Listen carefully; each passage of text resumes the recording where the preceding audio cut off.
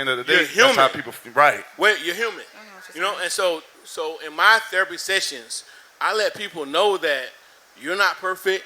Your parents weren't perfect either, right? And that's one of the biggest misconceptions that we have. We look at our parents and see them as people with sound, moral character, good judgment, and all that, but they're humans with their own traumas, right? And those traumas mold them to be who they are, and they pass that down, right? So the thing is, the first step of changing that situation is saying, yo, I'm getting angry too fast. I'm not handling this situation the right way. It's easier said than done, though. Okay. It's very easier said than done. You know what I'm saying? Okay, like her. I raised my little brother. My mama was in the house, but my mama, I always feel like she picked a nigga over her kids. I always felt like that since I was, you know what I'm saying, a youngin'. So right now today, I take care of my mom, and I still got so much resentment towards her. And I don't want to have that, but it's just come out like that. Like I fuck around and just say some shit out of anger towards her. It's like, it's just hard. Can I make a recommendation? Talk to somebody. Because that was me. That was me, that anger, that resentment, that I can't stand. It took so much for me, and especially when you love somebody. It took so much for me to get to that point where I pick up the phone for my mama. I ain't talked to my mama for 2-3 years at a time sometimes because I had to, but I also had to set boundaries with my mother. Would you agree with this? I actually would like to have a few sessions with you. I told him he was scared. I gave him the mic. I say, no, bro, do it. Right. You know what I'm saying? Don't grab this mic. This what this platform is for.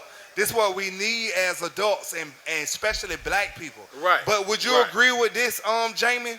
That even like bro was saying, would depression lead to anger?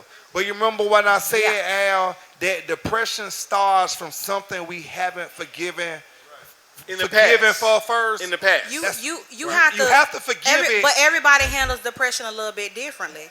No. So depression for me, depression can definitely turn into anger, depending on the person. Depression for me didn't come out in anger. Depression for me turned internally, and what I could control was my weight. So when I was going through my depressive states, I was 100 pounds soaking wet. Like for years, I was anorexic, which a lot of black women don't get diagnosed with anorexia. But I was starving myself for years at a time. Right. So my depression came out that way. Now I get depressed and I eat a lot.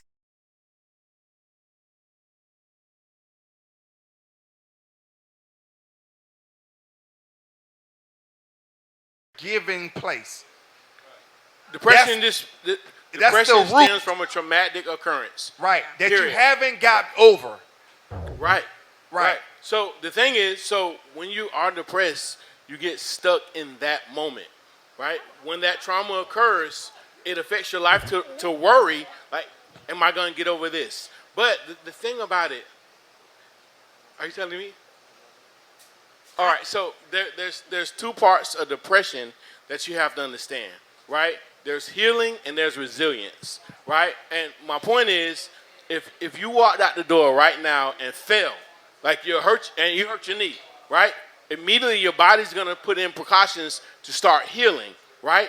And the next time you walk out that door, you're gonna make sure you don't take the same exact steps to fall again like you did before, right? So with depression, the reason why that is trauma because you get stuck on the pain from falling, but you don't see the healing and you don't see the resilience.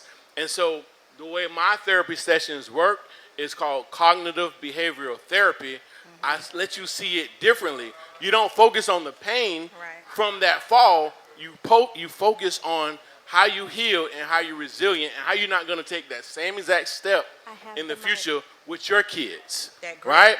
Mama did this and mama hurt me that kind of way, but this is how I'm going to work it out. This is how I'm going to make sure my kids don't suffer like that. Right? And we all have that. We all look at a certain area where our parents raised us, and we'll be like, I'll never be that parent. Right? Why? Because that resilience kicks in because we want better. Right? And so you can be depressed, and you can focus on the pain of what happened as a child, but you have to focus on how you healed, how you still here, how you take it to the max every day for your kids, and how you're not gonna let them fall into that same situation, and that's how you heal from that. All right. You hear me? That's right. You hear me? Come through. But Come through, brother. I would give you. I have a car. I would give you my number, and for free, like we can talk, like for real. Because if you look at it that way, then you know what you start doing. You start looking at, because I didn't tell y'all this. I had the same. I was taken away from my mom at 6. I was taken. Like one day, my mom, I go in the room. Without even asking the question. Yeah, I that's what I was God gonna say. damn. There you go, Ashley. Go ahead and do your wife and shit. He's not receptive to you because he don't know your story. He think y'all got a different story, but he don't realize the stuff that you done been through. He done been through the same stuff that y'all done been through. He Horrible shit. Horrible shit. But Horrible I ain't stuff. saying, I really ain't saying that. I'm just saying, like, he in a place where he forgave, and he, you know what I'm saying? He forgave. See, I ain't in that place right now. I'm 30-something years old. But let me understand that. Let me How you said you will? I'm 30-something years old, man. What's the something? Something. We don't keep the something with the something at. I'm 38.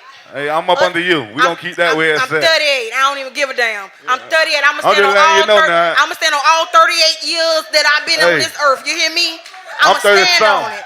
I'm 5'1", 38 years old. I'm a baller. I'm 30-something years old, man. You know, and they get to the point where shit don't just come that easy to me. I'm a Scorpio, so you know when we get mad, we get mad. Hey, it's hard to motherfucking forgive. Yeah, no.